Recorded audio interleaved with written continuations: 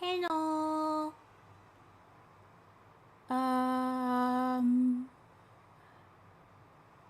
Wait a second.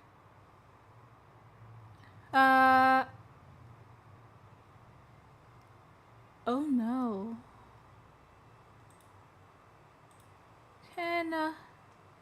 Can anyone hear me?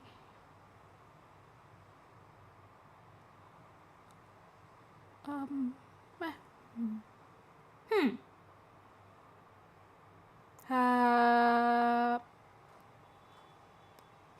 Let's see. What? Oh, um,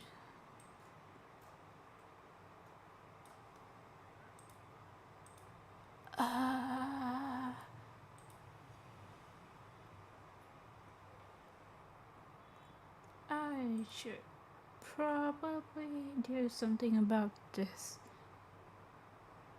Oh, I'm so unprepared. Why did I think there was a...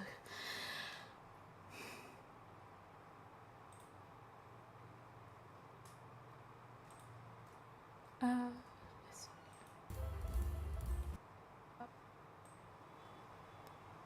Let's see. What? Oh,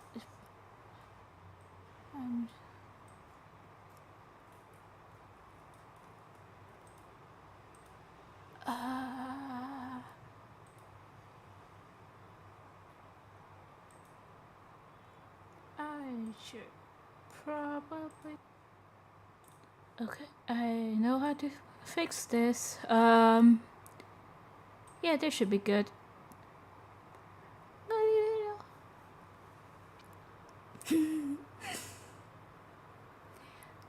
Anyways, welcome to my stream.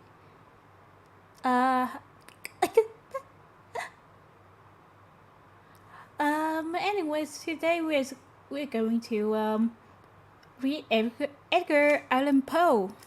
You know, the horror writer guy. I have here a book. Yes, this is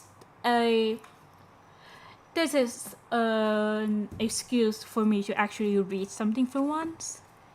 And like, I've had this book for so long now. It smells like an old book, but I haven't even opened it, so... yeah, I probably shouldn't have done that. Let's see now. Let's go to this room.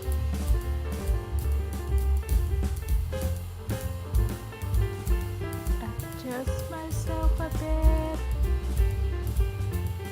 Oh. And I'm just gonna pick one randomly from this collection book. It's the collected tales and poems of Edgar Allan Poe. By S.D. Wordsworth edition. It's pretty good quality. It's just that my laziness forbade me from actually reading it.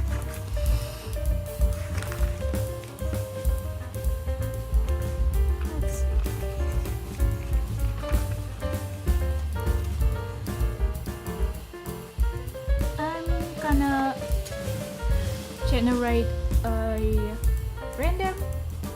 I'm gonna generate a random number, and I'll go to the page closest to it.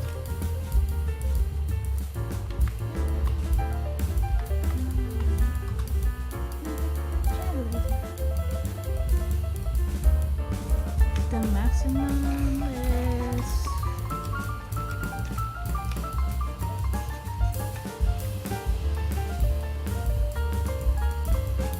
1007. 194. Let's see now. Where is 194?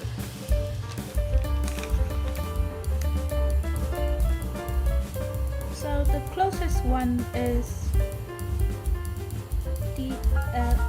assignation on page 189. So I guess that's what we're doing first. Just gonna open the browser.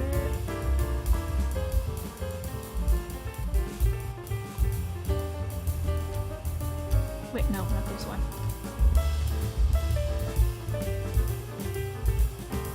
I'm gonna use just a guest mode.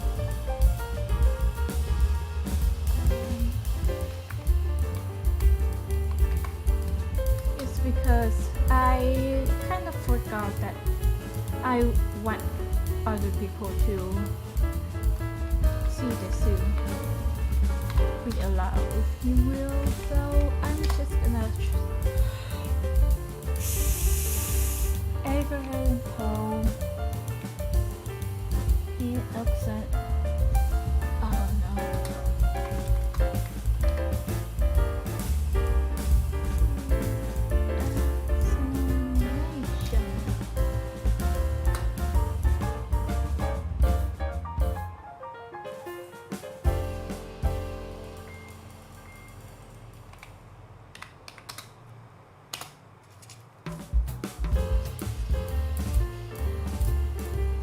Hopefully I don't... Oh, hey. This is good. This is very good. I'm just gonna go to settings and...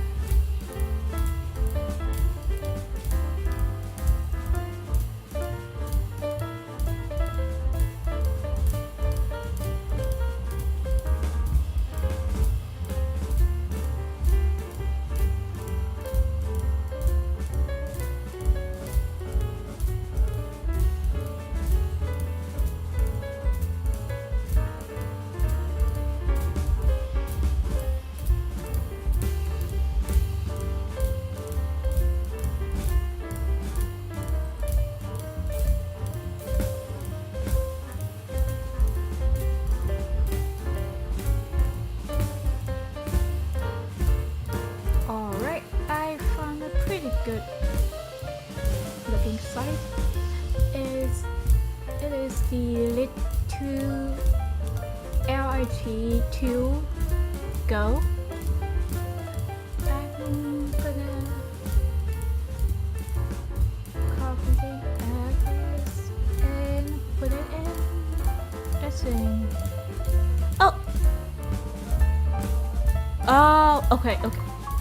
Thanks, kitty.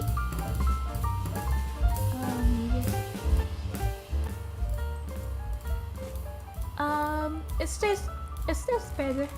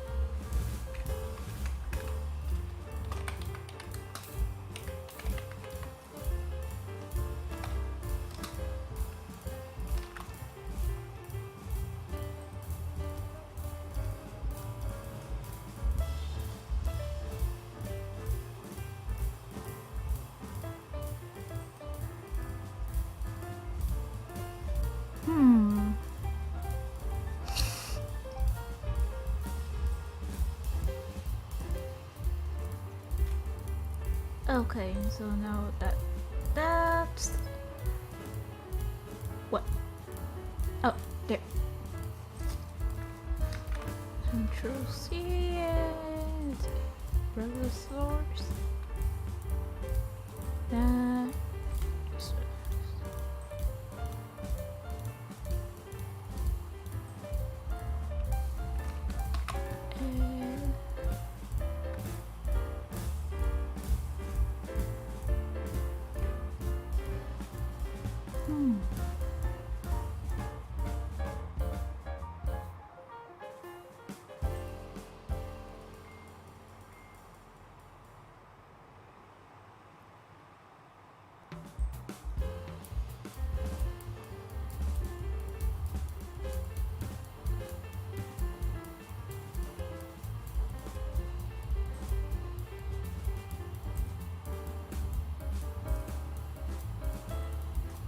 gonna move myself right here a bit. There we go. And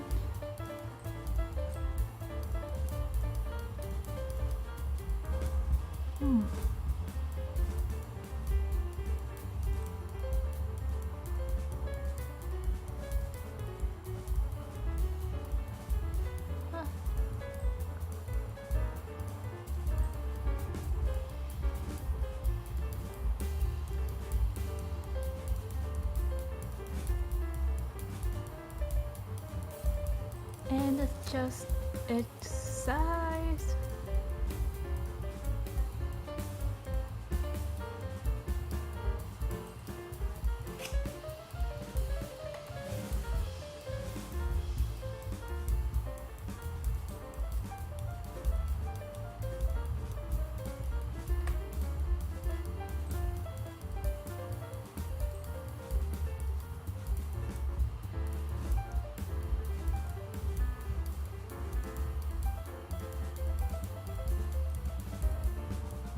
There we go.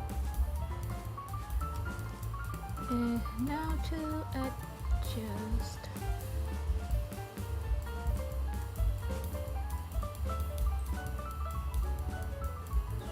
Nope.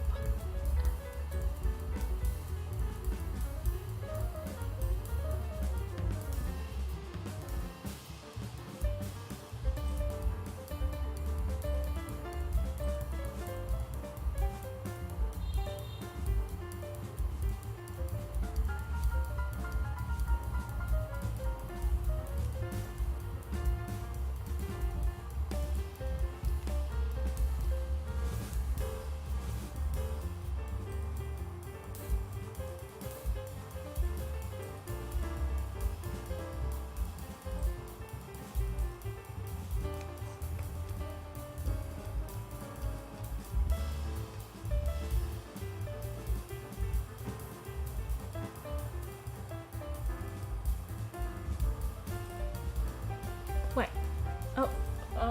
Oh, okay.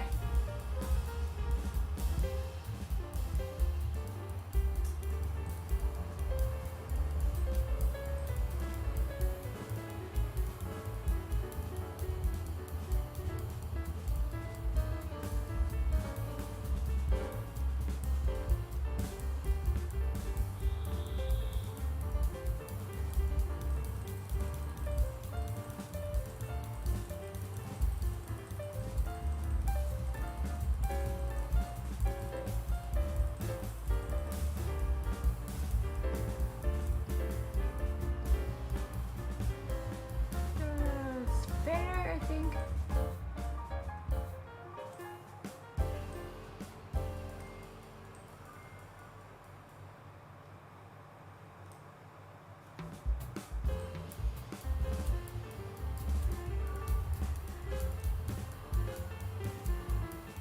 Wait, no, not yet, not yet.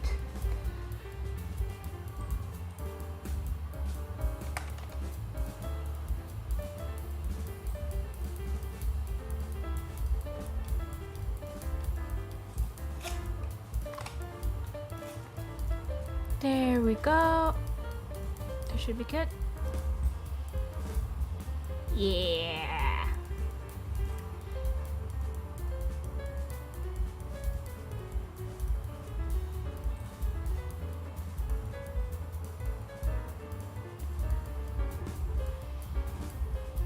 So now let's actually read this thing.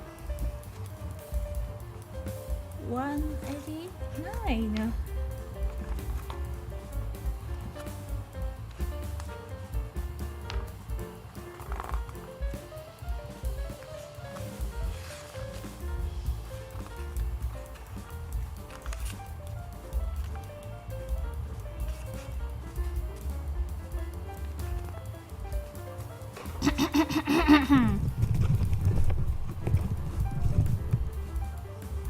The assigned nation.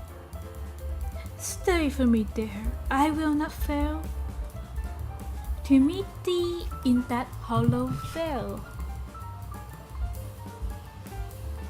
executed on the death of his wife by Henry King, Bishop of Chichester? Alright. Um, ill-fated and mysterious man. Bewildered, bewildered in the brilliancy of thine own imagination, and fallen in the flames of thine own youth. Again in fancy I behold thee. Once more thy form hath risen before me, not, oh, not as thou art in the cold valley and shadow, but as thou shouldst.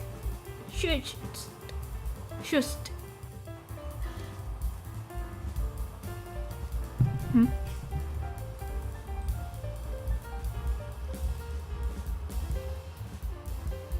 Wait. Interact.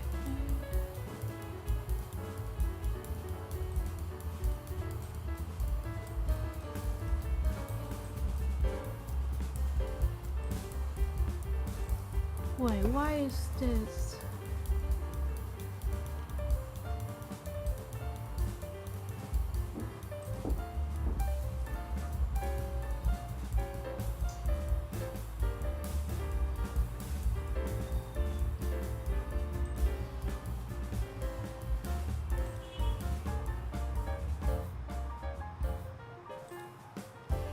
Oh wait, I know.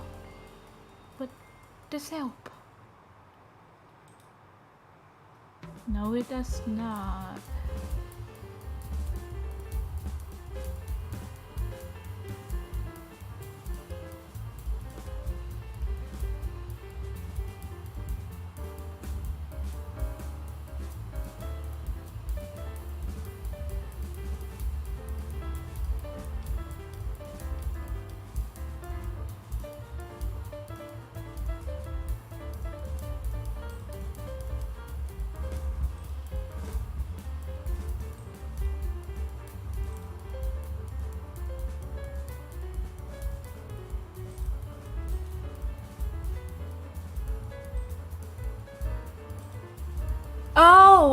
Oh, I know what's.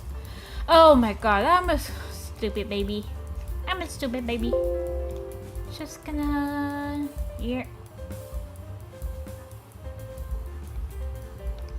So this is why.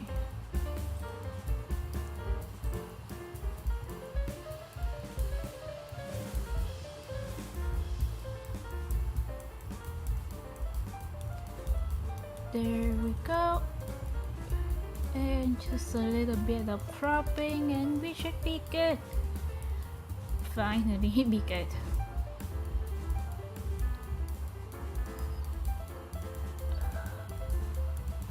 Wait, should I?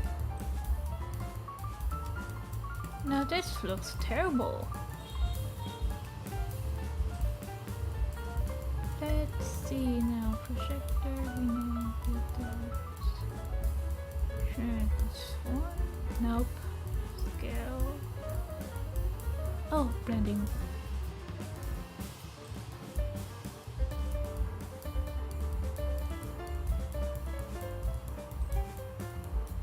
Edit transform.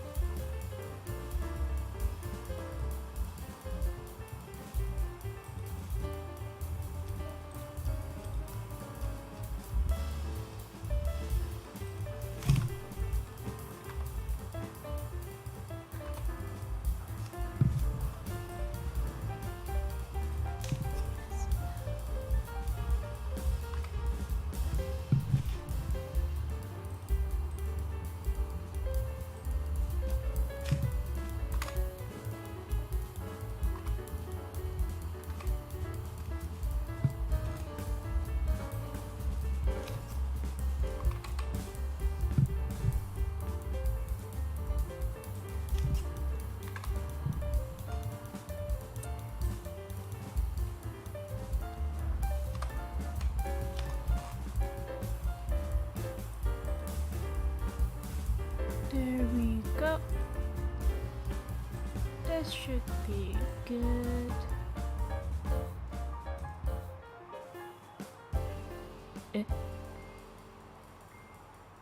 Huh? Oh.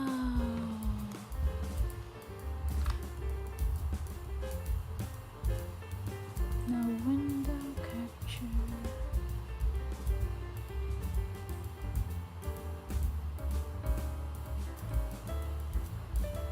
And go down here.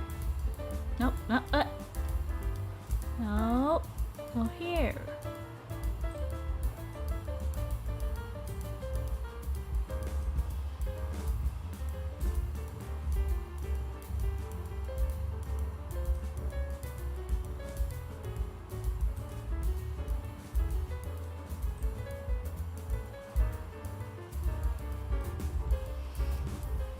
Oh, but this is too...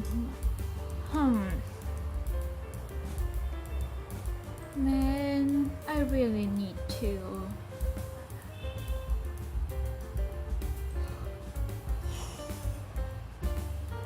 I really need to prepare better before all this.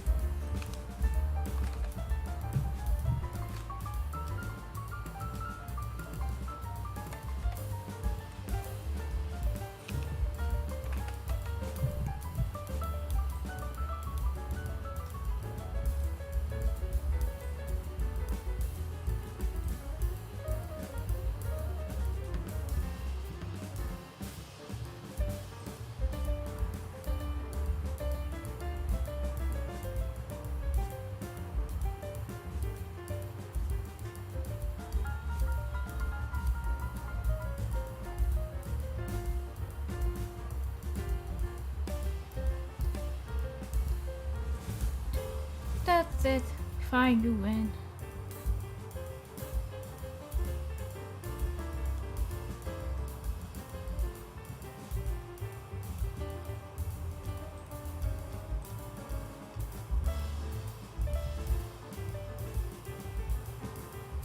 There we go. Now we can continue. Fine. Wait, nope.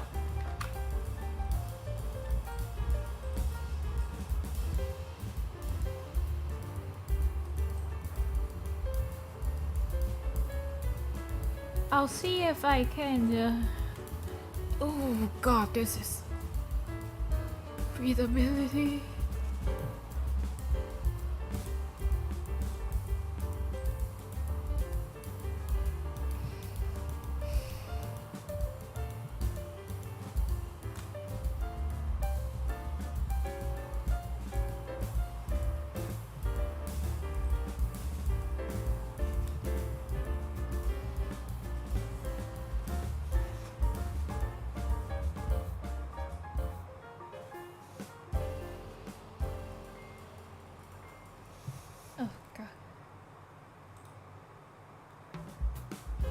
Yeah, I think anyone who wants to read along will have to just go and find the web version. I don't think that is gonna be wise to look at this for long.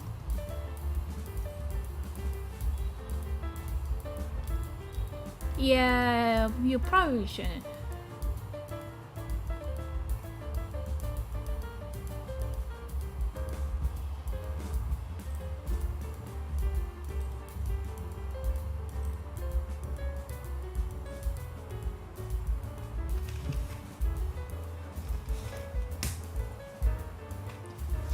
Alright.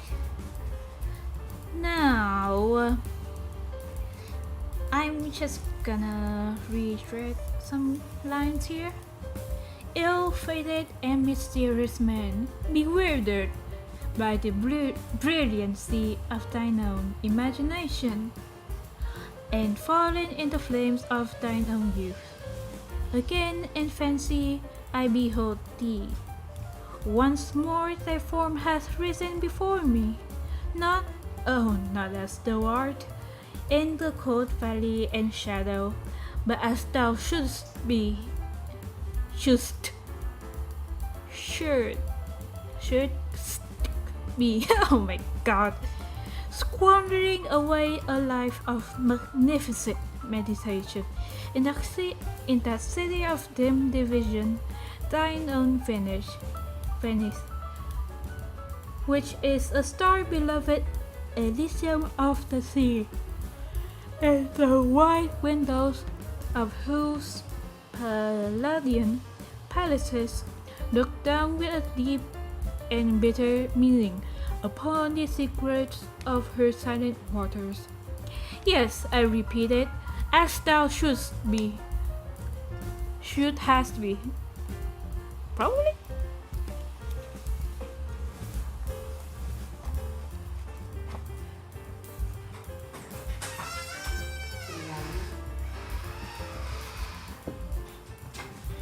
Should. Yes, I repeated, as thou shouldst be. There are surely other words. Words. I hate that. I hate that word so much. Did I say really prestigious?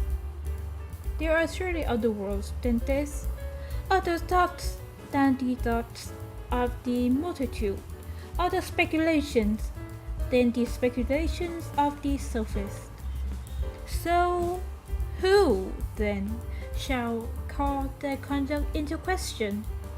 Who blame thee for thy visionary hours, or denounce those occupations as a wasting away of life which were but the overflowings of thy everlasting energies? Wait, no. Wrong one.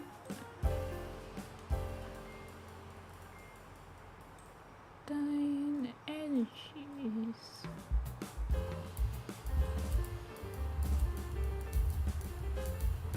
It was that Venice. Beneath the covered archway, people there called the Ponte, the Sospiri, that I met for the third or fourth time, the person of whom I speak. It is with a confused recollection that I bring to mind the circumstances of that meeting.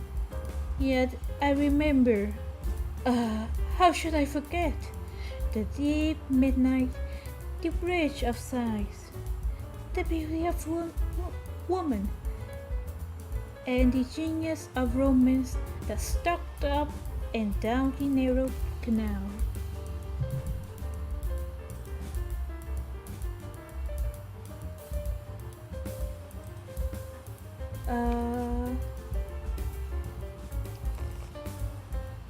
It was a night of unusual gloom. The great clock of the piazza had sounded the 5th hour of the Italian evening. The square of the Campanile lay silent and deserted. All the lights in the old ducal palace were dying fast away. I was returning home from the Piazzetta by way of the Grand Canal, but as my gondola arrived opposite of the mouth of the canal's San Marco, a female voice from its recesses broke suddenly upon the night in one wild, hysterical, and long continuous shriek. Startled at the sound, I sprang upon my feet, while the gondolier, letting slip his single oar, lost it in the pitchy darkness beyond a chance of recovery, and we were consequently left to the guidance of the current, which here sets from the greater into the smaller channel.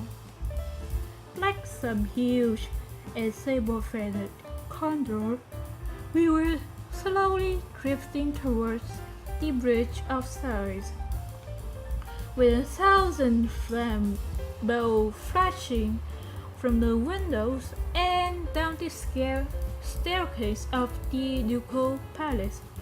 Turned all at once that deep gloom into a livid and preternatural day. Reading is hard. I'm just gonna go get a glass of water real quick.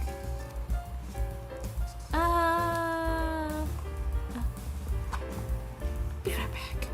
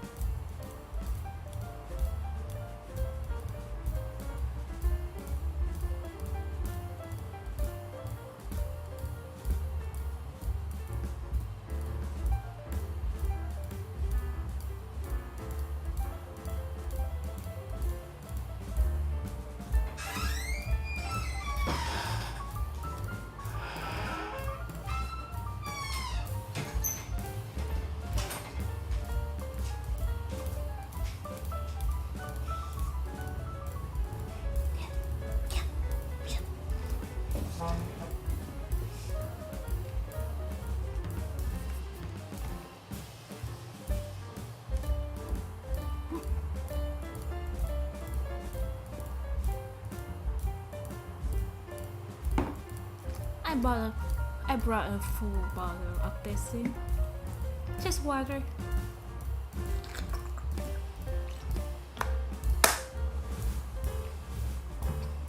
Okay, let's go.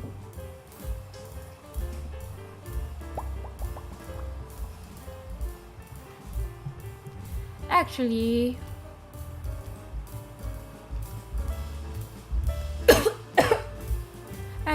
right before that, I think that I'm gonna go change the BGM for a bit.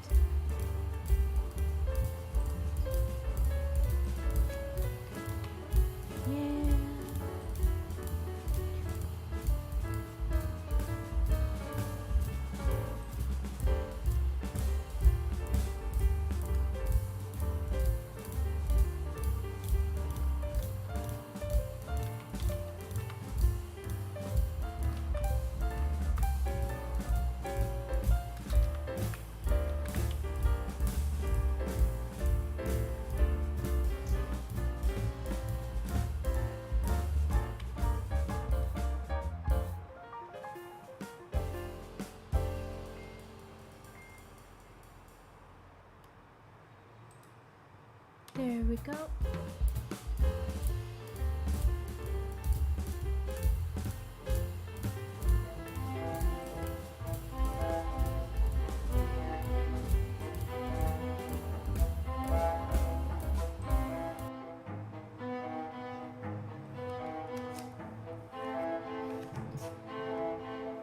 this one is much better.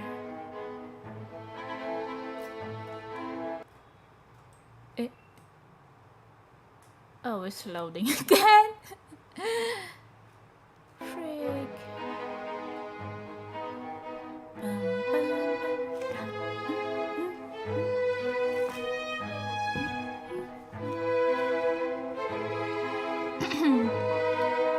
Let's continue, shall we?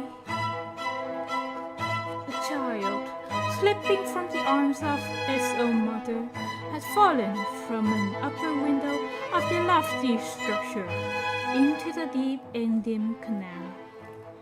The quiet waters had closed placidly over the victim, and although my own gondola was the only one in sight, many a stout swimmer already in the stream was seeking in vain upon the surface the treasure which was to be found, alas, only within the abyss. Upon the broad black marble flagstones at the entrance of the palace, and a few steps above the water, stood a figure which none who then saw can have ever since forgotten. It was the Marchesa of Aphrodite, the adoration of all Venice, the goddess of the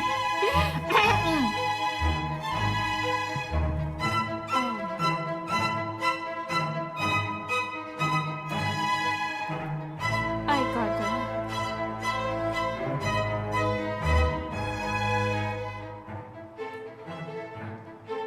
The goddess of the gay. Oh, what an honor. I love this.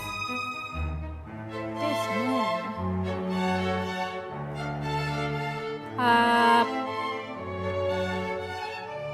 Oh, freak.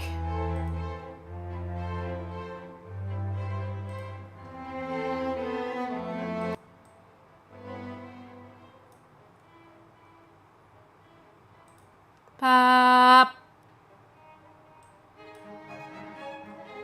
Pop. Pop. Pop. Pop.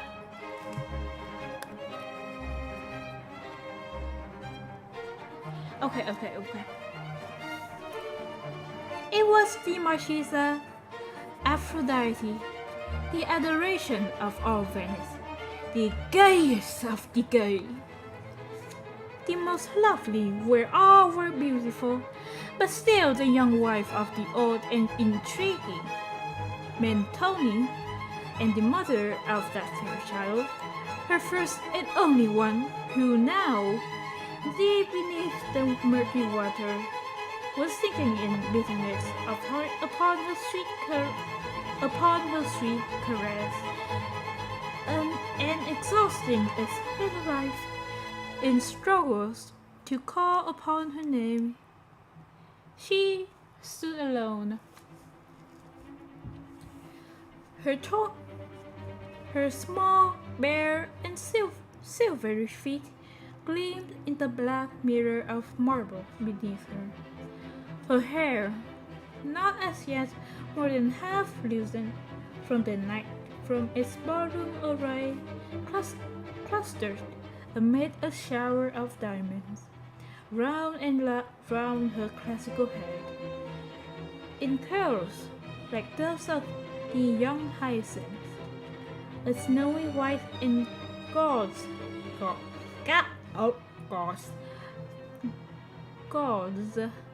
like drapery seemed to be nearing the sole covering to her delicate form, but the midsummer and midnight air was hot, solemn and still, and no motion in the statue-like form herself stirred even the folds of that raiment, of very vapor which hung around it, as the heavy marble hangs around the Niobe.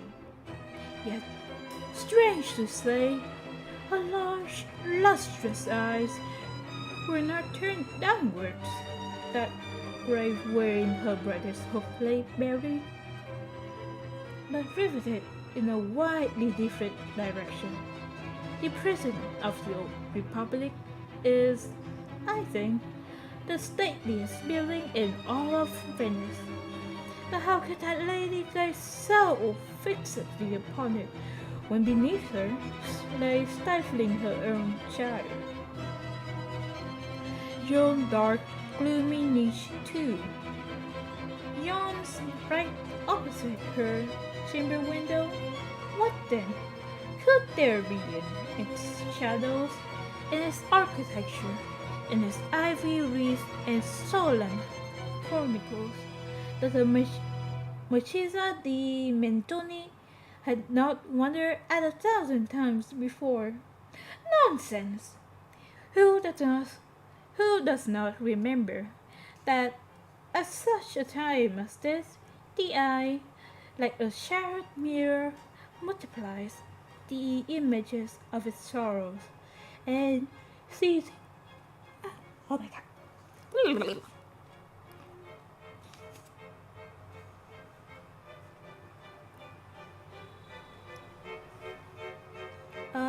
Let's see.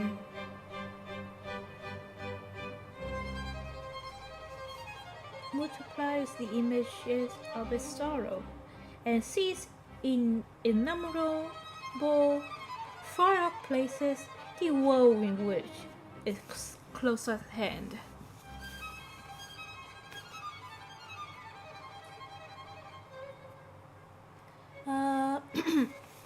Many steps above the Marchesa, and within the arch of the watergate, stood, in full dress, a sailor-like figure of Mentoni himself.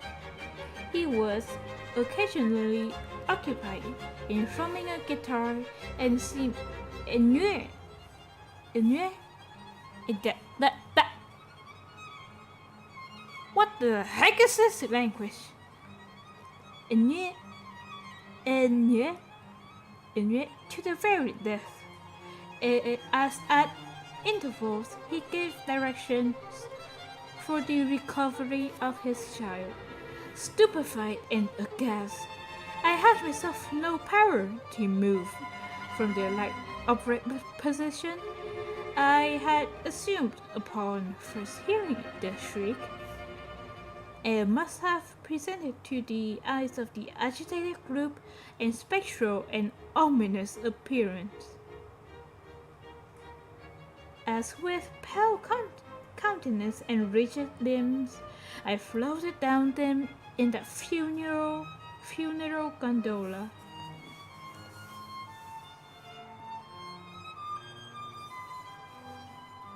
Oh wait.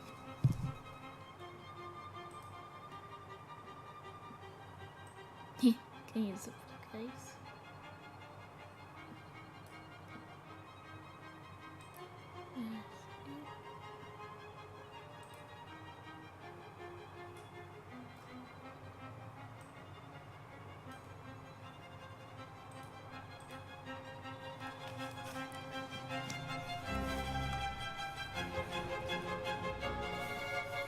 All efforts proved in vain. Many of the most energetic in the search were relaxing their exertions and yielding a gloomy sorrow. There seemed but little hope for the child, how much less than for the mother. But now, from the interior of that dark niche, which has been already mentioned as forming a part of the old Republican prison, and as fronting the lattice of the Marchesa, a figure muffled in a cloak, stepped out within reach of the light, and, pausing for a moment upon the verge of the giddy descent, plunged headlong into the canals. As in an instant afterwards, he stood with the still living and breathing child within his grasp. Upon the marble flagstones by the side of the Marchesa, his cloak, heavy with the drenching water, became unfastened, and falling in folds about his feet, discovered to the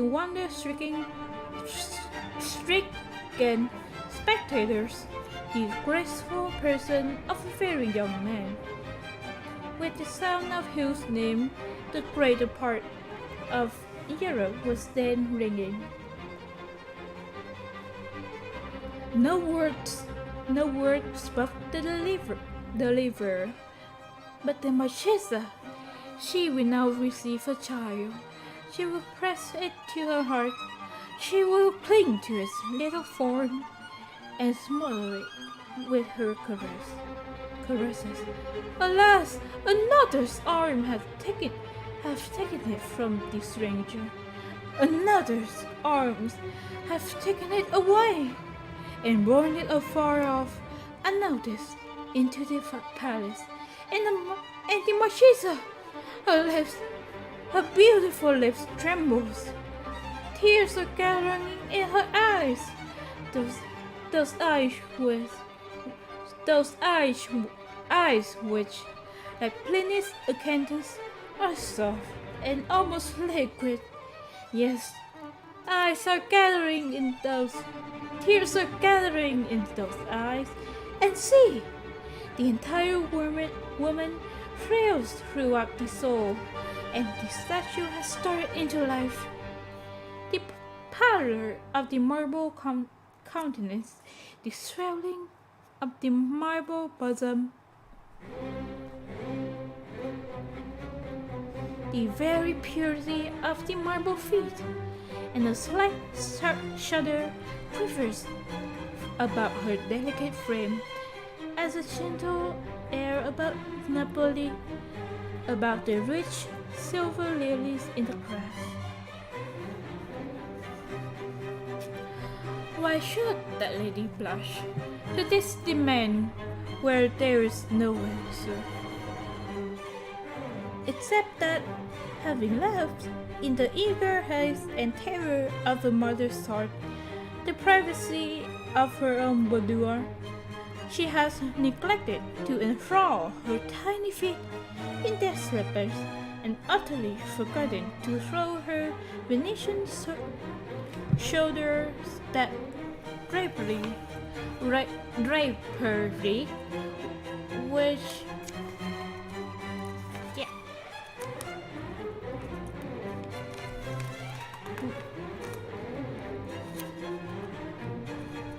Yeah. Oh.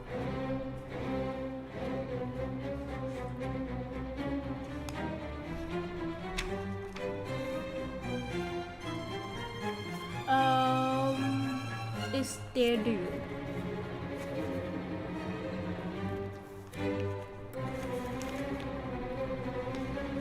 Which the drapery, which is their due.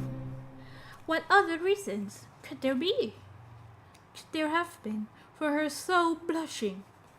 For the glance of those wild, appealing eyes?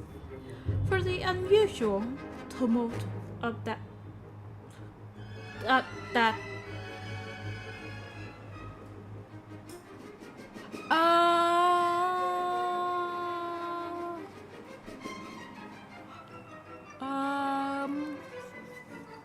dropping bosom, for the convulsive pressure of that trembling hand, that hand which fell as Mentone turned into the palace accidentally upon the hand of the stranger.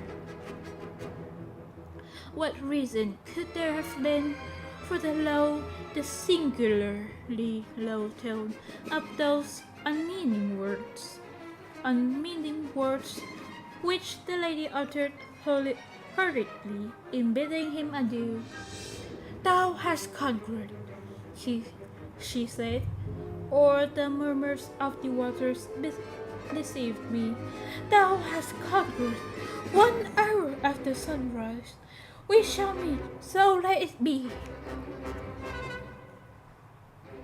Wait a second, is he cheating? Yeah, Not my problem.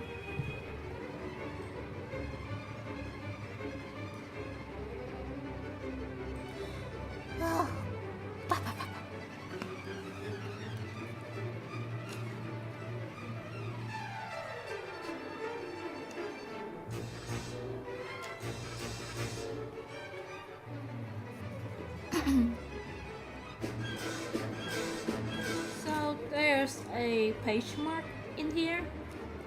So, so I'm gonna believe that this is the end of one chapter. So wizard bank it is.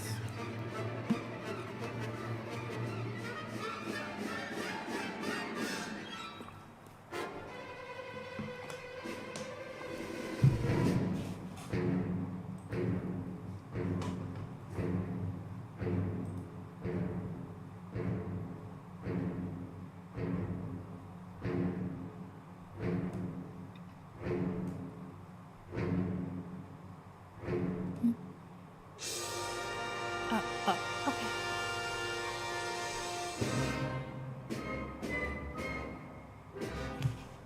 So far, it isn't really that scary, but I have this looming feeling of dread.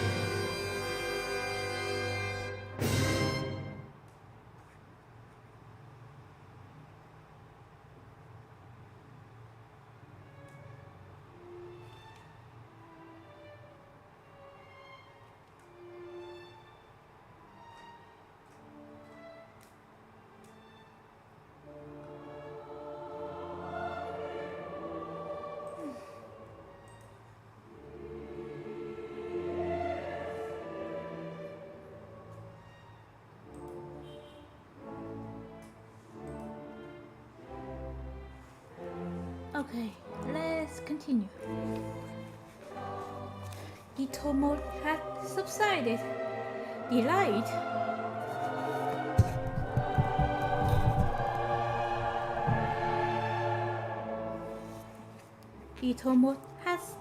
had subsided. The lights had died away within the palace, and the stranger, whom I now recognized, stood alone upon the flags. He shook with inconceivable agitation, and his eyes glanced around in search of a gondola. I could not do less than offer the service of my own, and he accepted the civility, having obtained an oar at the water gate. We proceeded together to his residence, while he rapidly recovered his self-possession and spoke of our former slight acquaintance in terms of great apparent cordiality. There are some subjects upon which I take pleasure in being minute, I guess. The person of the stranger, let me call him by his title, who to all the world was still a stranger. The person of the stranger is one of these subjects. In height, he might have been below rather than above the medium size, although there were moments of intense passion when his frame actually expanded and belied the assertion. The light, almost slender symmetry of his figure promised more of that ready activity which he evinces. Events. What kind of word is that?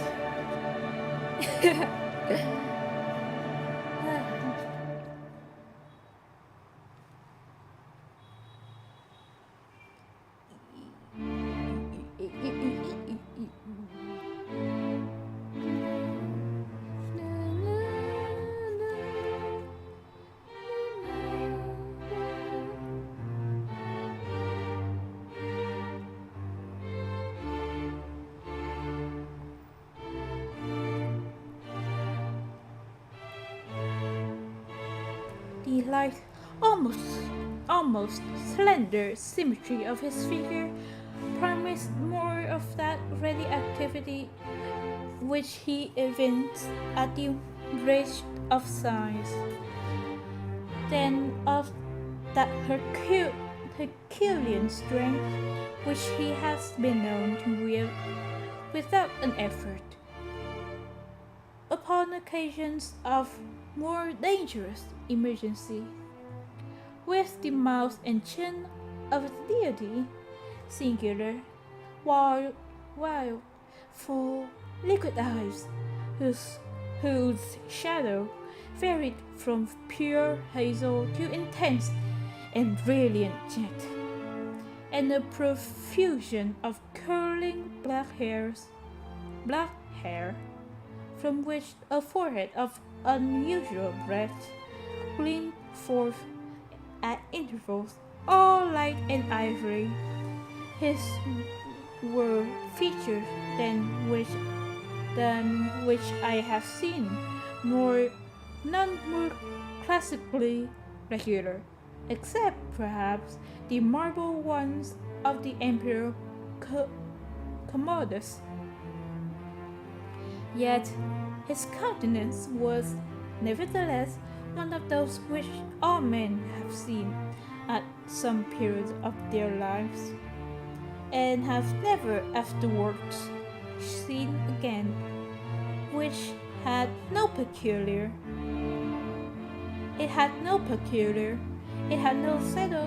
settled predominant expression to be fastened upon the memory, a countenance seen and instantly forgotten, but forgotten with a vague and never ceasing desire of recalling it to mind.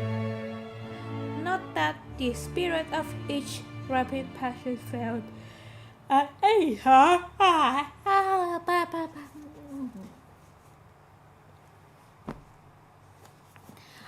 really do love reading, but it's times like this when I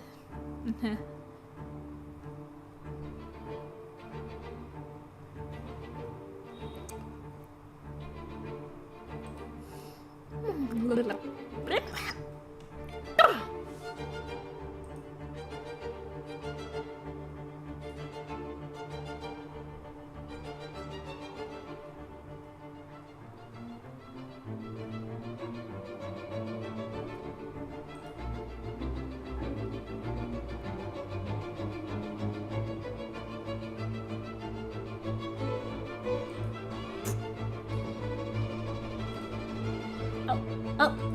did I just say?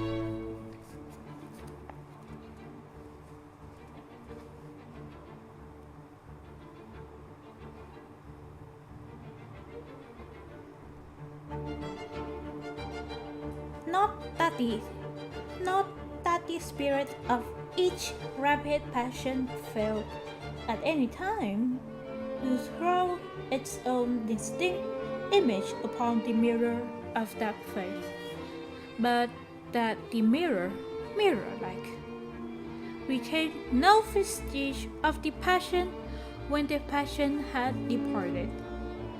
Upon leaving him on the night of our adventure, he solicited me in, in what I thought was an urgent matter to call upon him very early in the morning.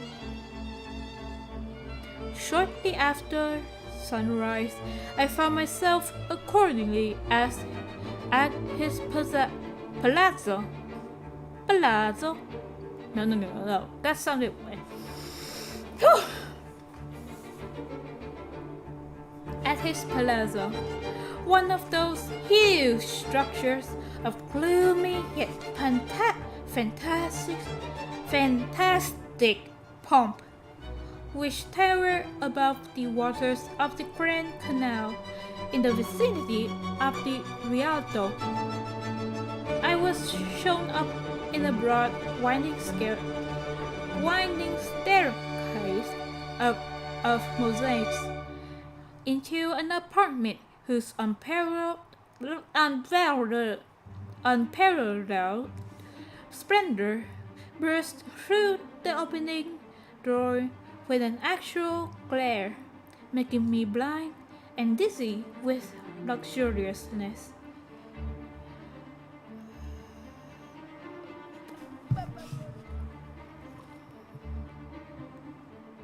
And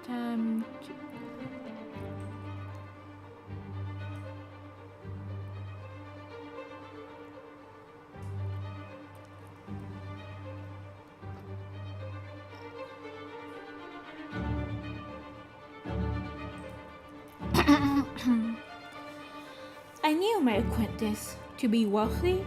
Report had spoken of his possessions in terms which I had even ventured to all terms of ridiculous exaggerations.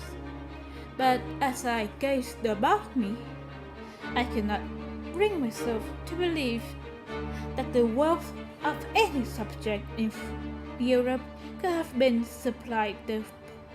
could have supplied the princely magnificence which burned and blazed around.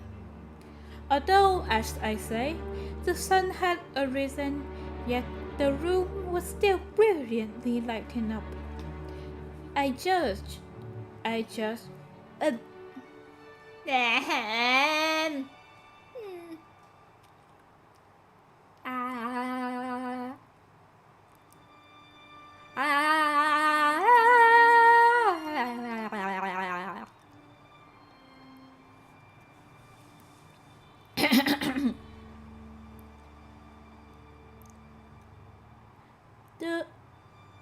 judged from my circumstance, as well as from an air of exhaustion in the countenance of my friend, that he had not retired to bed during the whole of the preceding night.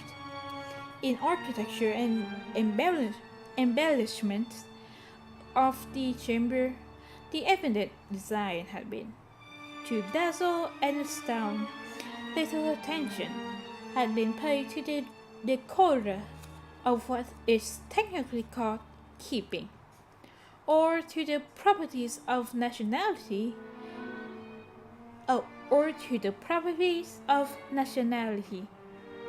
The eye wandered from object to object, and rested upon none, neither the grotesque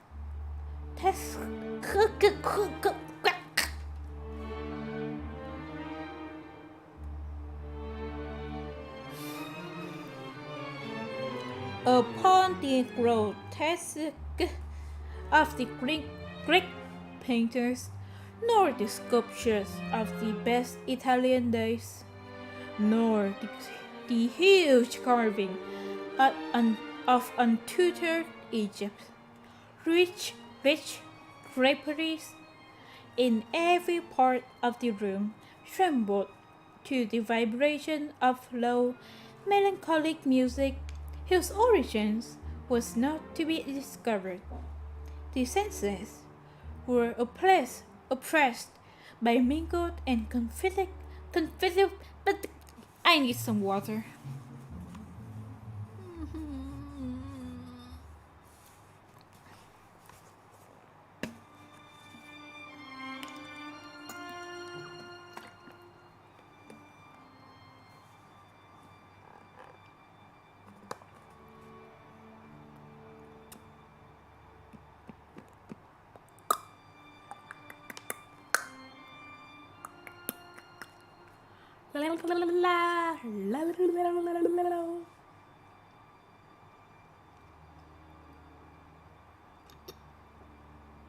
Okay, now we can continue.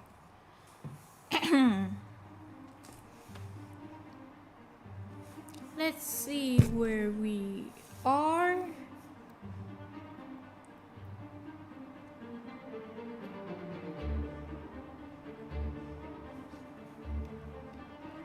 Rich draperies in every part of the room trembled with the vibration of low, melancholy music, whose origins was not to be discovered. The senses were oppressed by mingled and conflicting perfumes, reeking up from strange, convoluted censers, together with multitudinous flaring and flickering tongues of emerald and violet fire. The rays of the newly risen sun poured in upon the hall through windows, formed each of a single pane of crimson-tinted glass, glancing to and fro in the thousand reflections from curtains which rolled from their cornices like cataracts of molten silver. The beams of natural glory mingled at length fitfully with the artificial light, and lay weltering in subdued masses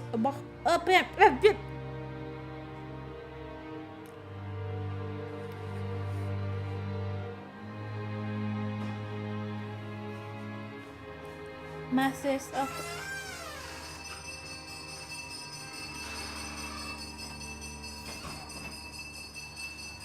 upon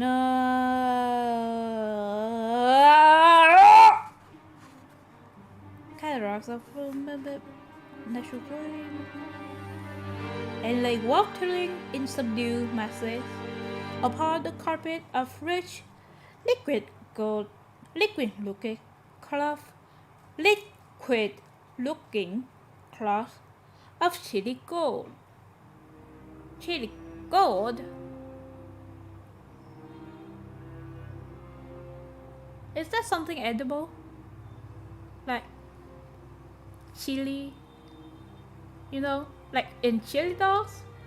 Or, I mean, it could be Chile, but wait, have they even found Chile by then?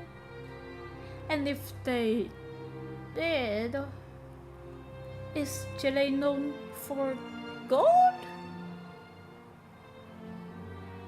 Eh.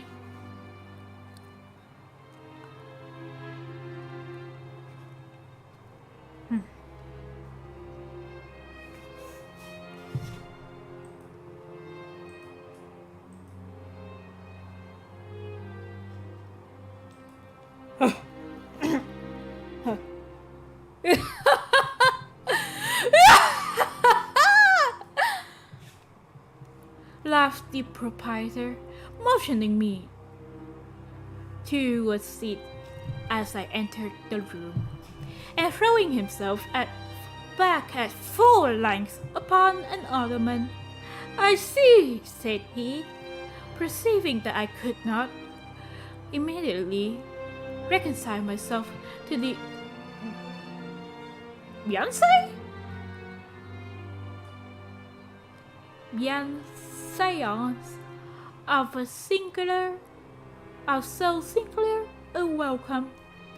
I see you are astonished at my apartment, at my statues, my pictures, my originality of conception in architecture and upholstery. Absolute wrong, eh? With my magnificent? With my magnificent? Sensei.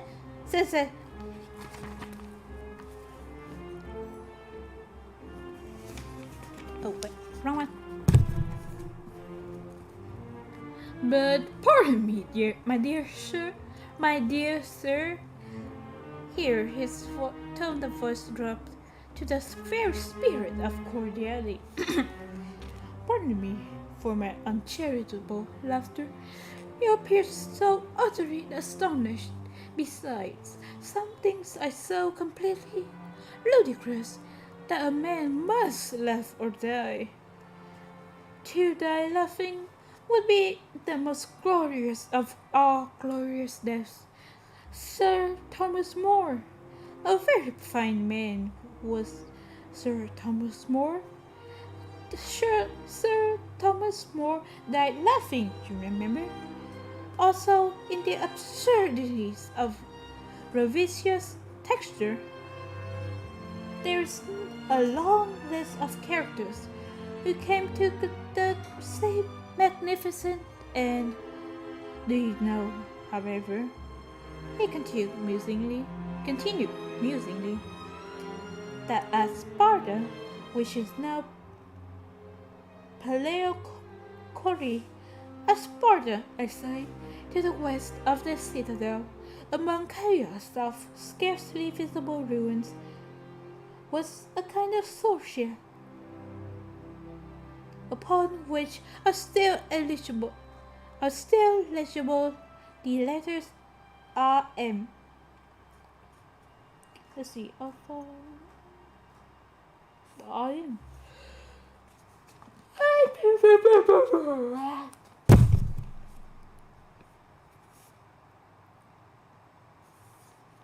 How long do I have left?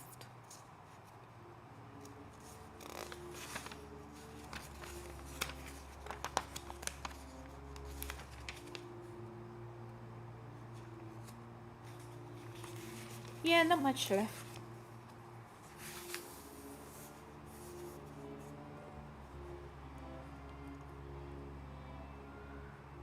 To the west of this citadel, among a chaos of scarcely visible ruins, was a kind of sorcery, upon which are still legible the letters RM.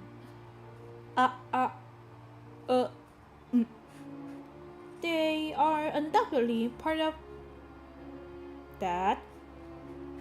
Okay, that's it. I'm gonna Google.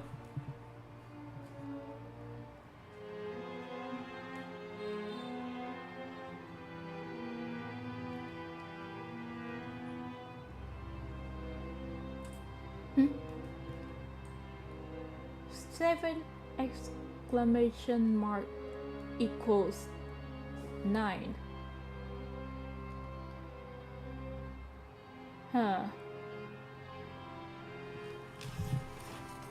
I'm just gonna ignore that. Now, at Sparta were 1,000 temples and shrines to 1,000 different divinities. How exceedingly strange that the author of laughter should have survived all the others, but impressed it instead. He resumed with a singular alteration of voice and manner. I have no right to be merry at your expense. You might well have been amazed. Europe cannot produce anything so fine as this, my little regal cabinet.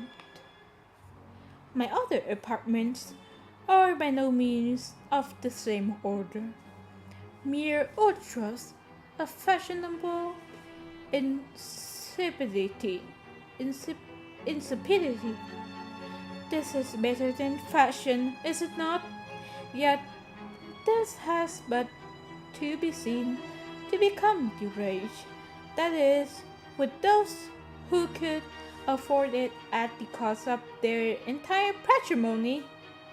I have guarded, however, against any such profanation. With one exception, you are the only human being, besides myself and my valet, who have been admitted within the mysteries of these imperial precincts, since they have been believed, as you see.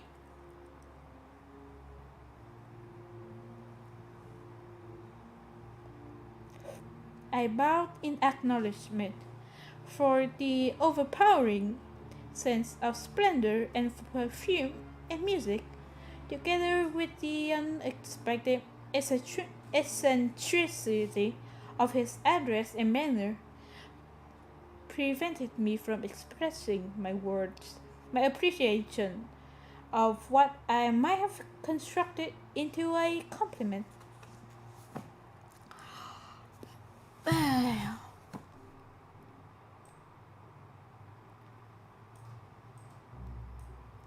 uh, um, just gonna.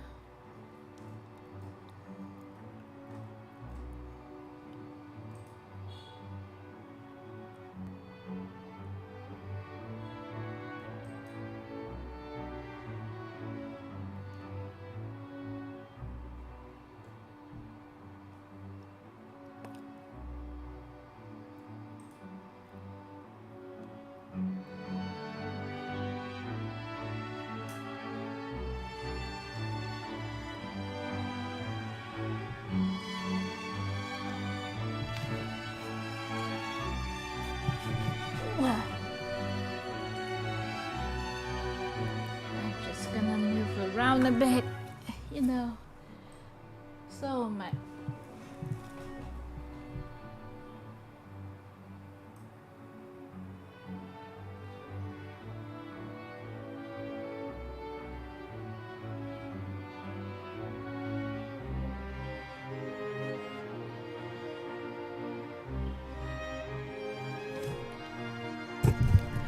okay, I can do this. You can do this, Lily. You can.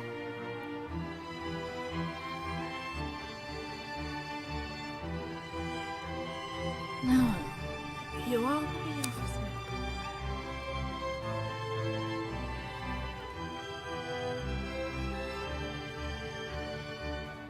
I bowed in acknowledgement for the overpowering sense of splendor and perfume and music, together with the unexpected essential. I'm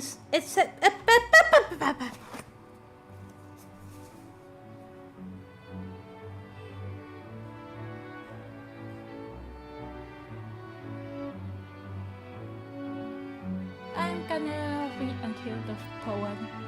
Then we're going to save the rest for another day, because this is pretty much the midpoint. Yeah? Yay! It's not like anyone's here to stop me.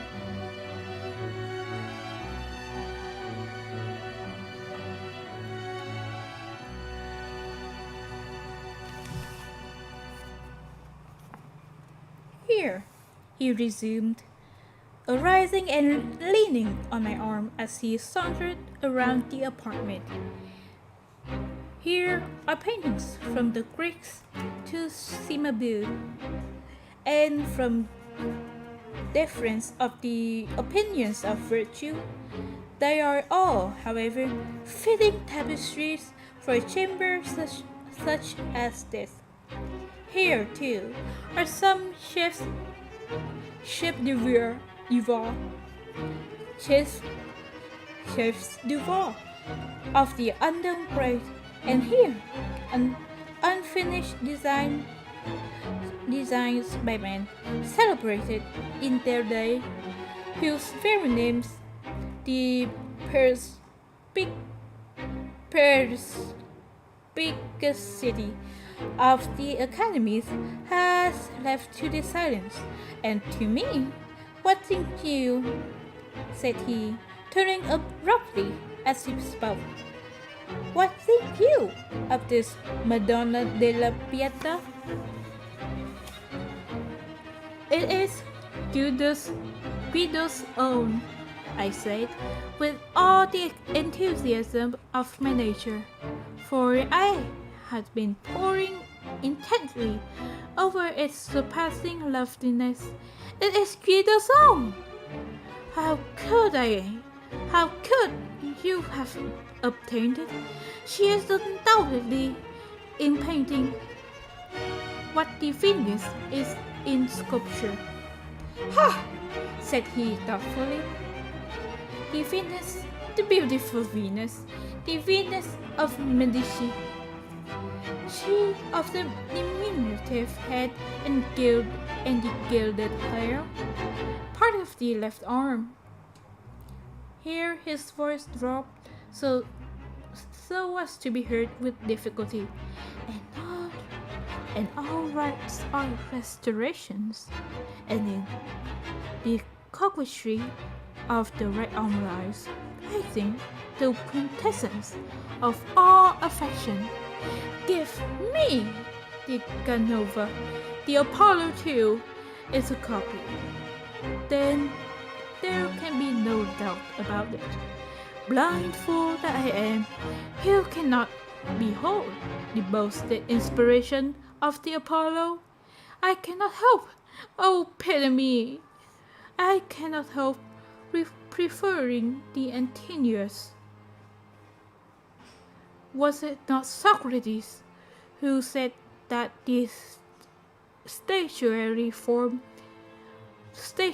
found his statue in the block of marble? Then Michelangelo was by no means original in his couplet. Non ha l'ultimo artista alcun conceto. C'è un marmo solo in se non circunscrive. Okay, I think that I'm gonna end it here for now. Because I am tired as heck, and it's almost dinner time already. Oh my god. So yeah, that's it for today. I'm gonna schedule some time for us to read the rest of it because I'm genuinely really enjoying just reading out loud like this. I hope that I'll be able to improve myself with this little exercise. Maybe like once a week I'll go back and just read a story or two. Yeah, that sounds nice actually. So this is it for today, I guess. See you guys on Friday for something rather special that I've been cooking. It's the reason for my disappearance for so long. See you then.